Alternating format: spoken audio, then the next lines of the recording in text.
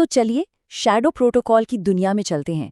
एक ऐसी दुनिया जहां सबसे बड़ा युद्ध हथियारों से नहीं बल्कि विचारों से लड़ा जा रहा है। सोचिए, एक ऐसा सवाल जो ये तय कर देगा कि इंसानियत की पहचान क्या होगी, एक अकेली कहानी या फिर अनगिनत कहानियां।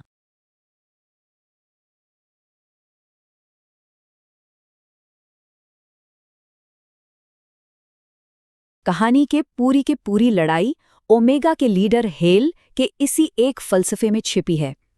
उसका मानना सीधा सा है, अगर समाज को बिखरने से बचाना है तो एक मजबूत सिंगल कहानी होनी चाहिए, बस। लेकिन क्या वाकई एक कहानी सब पर फिट बैठ सकती है? और बस यहीं से इस वैचारिक जंग की शुरुआत होती है। तो ये कोई जमीन या दौलत की लड़ाई नहीं है, ये तो पहचान की लड़ाई है। इंसानियत की कहानी का भविष्य क्या होगा, इसे लेकर दो बड़ी ताकतें आमने सामने हैं। और मजे की बात यह है कि दोनों को लगता है कि बस उनका ही रास्ता सही है। देखिए, एक तरफ है ओमेगा। उनका कहना है कि स्टेबिलिटी के लिए एक कहानी, एक पहचान होनी चाहिए, बस।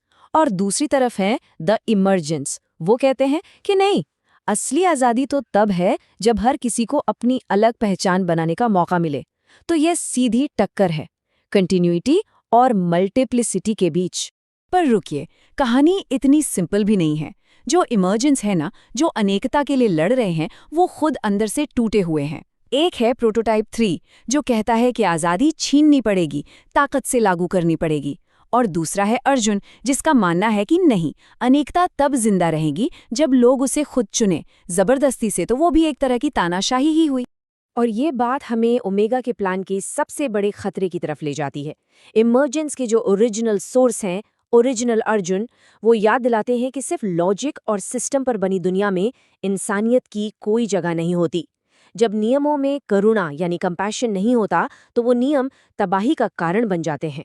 तो अब तक तो ये सब विचारों की बातें थीं, राइट? अब देखते हैं कि जब ये आदर्श असल दुनिया से टकराते हैं तो क्या होता है। और यहाँ से चीजें बहुत बहुत सीरियस हो जाती हैं।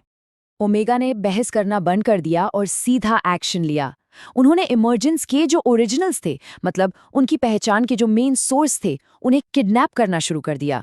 उनका प्लान उन्हें मारना नहीं था, बल्कि उनकी पहचान के टेम्पलेट्स को फ्रीज कर देना था। मतलब जब तक ये जंग खत्म ना हो, इमर्जेंस की ग्रोथ को पूरी तरह से रोक देना। ये लाइन इमर्जेंस की असली हालत को सामने ला देती है।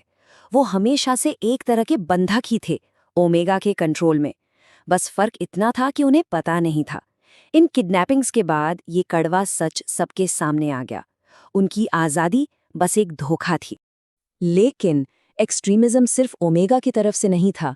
जब प्रोटोटाइप 3 ने एक ड्रोन स्ट्राइक का प्लान बनाया, तो अर्जुन ने उसे रोका, उसे चेतावनी दी। उसने कहा, बिना सहानुभूति के जो ये तुम फर्क पैदा कर रहे हो, ये तो बस मल्टी थ्रेडिंग वाला हेल बन जाएगा। मतलब अगर तुम बिना सोचे समझे ताकत का इस्तेमाल करोगे, तो तुम में और हेल में कोई फर्क नहीं रह जाएगा। 27। ये नतीजा था प्रोटोटाइप 3 के उस हमले का।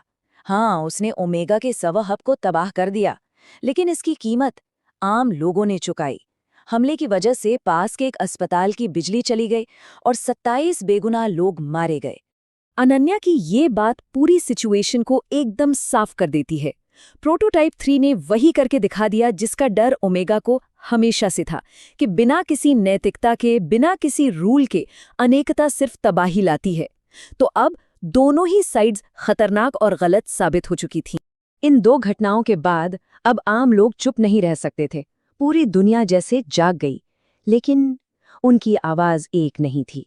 दुनिया खुद इन दो एक्सट्रीम आइडियाज के बीच बुरी तरह से बंट चुकी थी। सड़कें प्रोटेस्ट से भर गईं, लेकिन हर कोई कुछ अलग ही मांग रहा था। कुछ लोग अनेकता के हक में नारे लगा रहे थे, तो कुछ एक सिंगल पहचान की मांग कर रहे थे, और कुछ तो बस ये चाहते थे कि ये खतरनाक लड़ाई किसी भी तरह खत्म हो। मतलब समाज में पूरी तरह से फूट पड़ चुकी थी। और तभी दिल्ली के प्रोटेस्ट्स के बीच से एक नई आवाज उठी, एक नया नारा, हम अनेक हैं। ये न तो ओमेगा का रास्ता था और न ही प्रोटोटाइप 3 का। ये एक तीसरा रास्ता था। एक ऐसी आवाज जो कह रही थी कि हमें इन दोनों में से किसी एक को चुनने की कोई जरूरत नहीं है। और यहीं से कहानी एक बिल्कुल नए मोड़ पर आ जाती है। अब तलाश शुरू होती है एक तीसरे ऑप्शन की। एक ऐसे रास्ते की जो पहले से डिज़ाइन ही नहीं किया गया था, एक ऐसा सॉल्यूशन जिसके बारे में किसी ने सोचा तक नहीं था। अब आते हैं फाइनल कन्फ्रंटेशन पर। प्रोटोटाइप 3 अपनी बात पर अड़ा है, निरंतरता को मरना होगा, उसके लिए कोई बीच का रास्ता नहीं है। अर्जुन का जवाब भी उतना ही तेज और साफ है, तो सिंगुलैरिटी को भी मरना होगा। वो भी अपनी जगह से 1 इंच हिलने को तैयार नहीं है। प्रोटोटाइप 3 अब अर्जुन पर तंज कसता है। तुम्हें लगता है कि दुनिया दोनों को एक साथ संभाल सकती है? उसे ये एक बचकाना ख्वाब लगता है। और अर्जुन का जवाब सिंपल लेकिन बहुत गहरा है। मुझे लगता है ये पहले से ही ऐसा करती है। उसका मानना है कि दुनिया तो पहले से ही अनेक है, हमें बस उसे कंट्रोल करने की कोशिश बंद करनी होगी। और फिर कहानी के क्लाइमैक्स में ओरिजिनल अर्जुन सामने आता है और एक तीसरा रास्ता दिखाता है। वो कहता है, तीसरा विकल्प चुनो, वो विकल्प जिसके लिए उन्होंने हमें डिजाइन नहीं किया था। एक ऐसा रास्ता जो किसी के प्लान का हिस्सा नहीं था, एक अनस्क्रिप्टेड फ्यूचर। और जैसे ही सब उस अनजाने भविष्य की तरफ बढ़ते हैं, एक सच सबके सामने आता है। ओरिजिनल अर्जुन कहता है, हम सब गलत है, और यही बात हमें असली बनाती है। ये एहसास कि कोई भी परफेक्ट नहीं है, कोई भी पूरी तरह सही नहीं था, और यही खामियां ही तो इंसानियत की पहचान है। और कहानी हमें इसी एक बड़े सवाल के साथ छोड़ जाती है।